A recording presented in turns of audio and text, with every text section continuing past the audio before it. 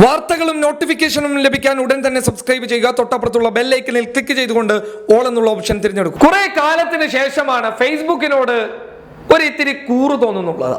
എന്തായാലും സബാഷ്, പൊളിച്ചു. ശശികല എന്നുള്ള വർഗീയ വിഷത്തിന് ഇങ്ങനെ ഒരു മറുപടി കൊടുത്തതിൽ സന്തോഷമുണ്ട് കേട്ടോ. കേരളത്തിൽ വർഗീയ വിഷം തുപ്പുന്ന കാര്യത്തിൽ ശശികലയെ കഴിഞ്ഞിട്ടേ മറ്റാരുമുള്ളൂ. ശശികലയുടെ ഫേസ്ബുക്ക് എടുത്തു കഴിഞ്ഞാൽ ഇന്നോളം വർഗീയ വിഷം തുപ്പുന്ന പോസ്റ്റുകൾ അല്ലാതെ സാമൂഹികപരമായിട്ടുള്ള ഒരു ഇടപെടലിന്റെയും ഒരു പോസ്റ്റും കാണാൻ വേണ്ടിയിട്ട് സാധിക്കുകയില്ല.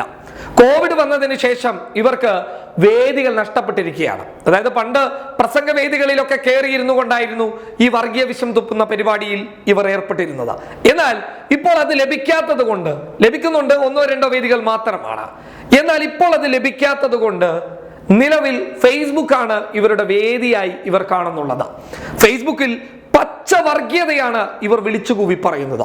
കഴിഞ്ഞ ദിവസം ഇത്തരത്തിലൊരു പച്ച വർഗീയത ഇവർ ഫേസ്ബുക്കിൽ പോസ്റ്റ് ചെയ്തു.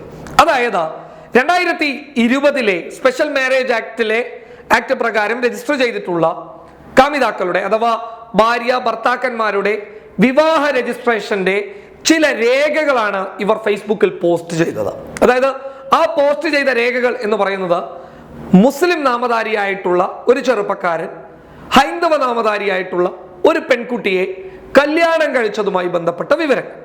അങ്ങനെ ഒരുപാട് വിവരങ്ങളാണ്, അതായത് ഒരുപാട് ആളുകളുടെ ചിത്രങ്ങൾ അടക്കമാണ് ഫേസ്ബുക്കിൽ പങ്കുവെച്ചിട്ടുള്ളത്. അങ്ങനെ നിരവധി ആളുകളുടെ ചിത്രങ്ങളും വിവരങ്ങളും ഫേസ്ബുക്കിൽ പങ്കുവെച്ചു. യഥാർത്ഥത്തിൽ ഈ കല്യാണം കഴിച്ചതിൽ നമുക്കറിയാവുന്ന ഒരാൾ D4 ഡാൻസിലെ കുക്കുവാണ്. കുക്കു കല്യാണം കഴിച്ചിട്ടുള്ളത് ദീപ എന്ന ഒരാളെയാണ്. അതായത് ഇവരുടെ സുഹൃത്താണ് എന്നാണ് എനിക്ക് തോന്നുന്നത്. അതായത് കുക്കുവിന്റെ സുഹൃത്തായിരുന്നു, ദീപയുടെ സുഹൃത്തായിരുന്നു. പിന്നീട് അവർ കല്യാണം കഴിച്ചത് എന്നാണ് സോഷ്യൽ മീഡിയയിൽ നിന്ന് ലഭിച്ചിട്ടുള്ള വിവരങ്ങൾ. എന്നാൽ ഇവരാവട്ടെ, ഈ മുസ്ലിം നാമധാരിയായിട്ടുള്ള കുക്കു, ഹൈന്ദവ നാമധാരിയായിട്ടുള്ള ദീപ, ഇവരൊക്കെ അവരേതിലായിരുന്നോ നേരത്തെ ഉണ്ടായിരുന്നത് അതിൽ തന്നെയാണ് ഇപ്പോഴും ഉള്ളത്. അവരാരും മതം മാറിയിട്ടുമില്ല. ഈ വിവരങ്ങൾ അടങ്ങിയ പോസ്റ്റാണ് ശശികല ഫേസ്ബുക്കിൽ പങ്കുവെച്ചത്. എന്നിട്ട് പറഞ്ഞു വിസ്മയം നടക്കുന്നുണ്ട്, അതായത് മതപരിവർത്തനം നടക്കുന്നുണ്ട്, ലവ് ജിഹാദ് നടക്കുന്നുണ്ട് എന്നുള്ളതായിരുന്നു ആ പോസ്റ്റിൽ ഇവർ എഴുതിയത്. അങ്ങനെ തുടങ്ങുന്ന ഒരുപാട് വിവരങ്ങൾ ഉണ്ടായിരുന്നു.